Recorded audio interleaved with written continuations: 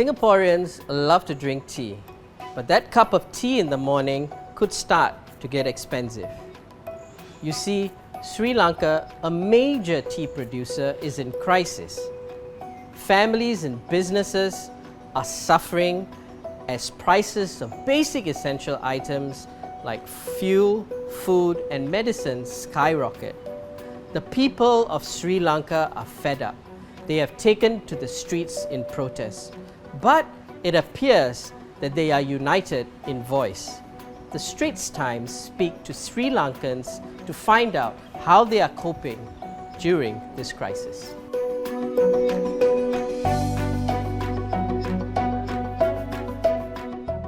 People are worried. They're frightened. They're frightened in the sense simply because they don't know. Nobody, they're not really told what's going on. They're not really told whether we will actually be able to purchase the coal tomorrow. So people don't know whether they will actually get the electricity tomorrow. And there's a sense of despair and I think a sense of desperation. But what is also interesting is that there is a huge sense of strength that people draw from each other. It's been a difficult few months, but the protests that we have seen in Sri Lanka have been constructive. And some of the things that I was really happy to see is that people were sweeping up after the protests. I was quite astonished to see in Kandy that was happening. I was astonished to see how the people said, look, keep politics out of this. How when several politicians tried to come, they said, no, this is a people's protest. But beyond that, they also showed incredible religious integration. And I know that I was watching last Friday how the Buddhist protesters were guarding, not that there was a particular threat, but they were standing around and guarding the Muslim protesters who were praying. Now that happened in multiple locations. Then they went and they made sure that there was no property damage related to churches or temples, and that was great because what has affected Sri Lanka since independence has been the fact that there has been intolerance. On a personal level, devastating. It's a harsh reality that we have had to face. And seeing the anguish of parents, as a result of the foundation, we have a lot of people connecting with us.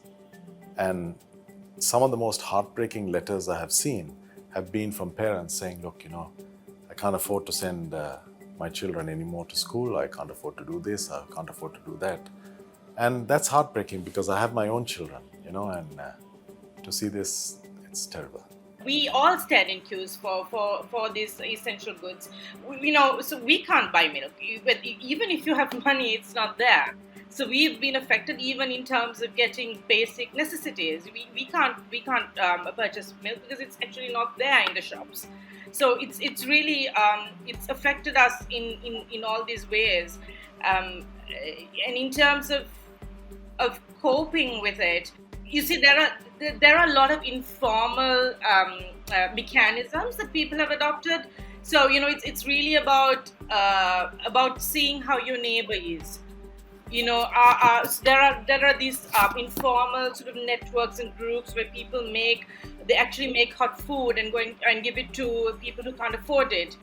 We've all been participating, and the professionals have had their own protests. So the lawyers have had their protests, which I've participated in. You have healthcare professionals have had their protests. The farmers have, the fisher folk have, the carpenters have.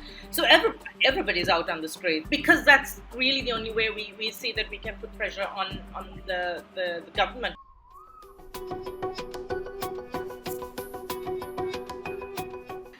We need to address the economic crisis because that is probably great right now. The fact that you have to feed your hungry child. People are having 2 meals a day now where they used to have fairly square 3 meals a day. That's important. Giving milk to your child is important. Making sure your child goes to school is important. We have to build an interim government that is in progress right now.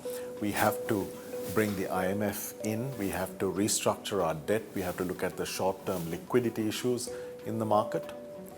But that is happening much quicker and much better now that there is pressure on the politicians.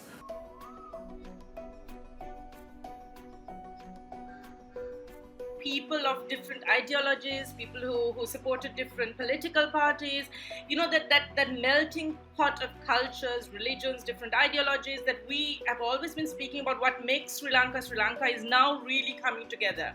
And in that is what people draw strength. So it's a sense of you're there for me and together we could do something.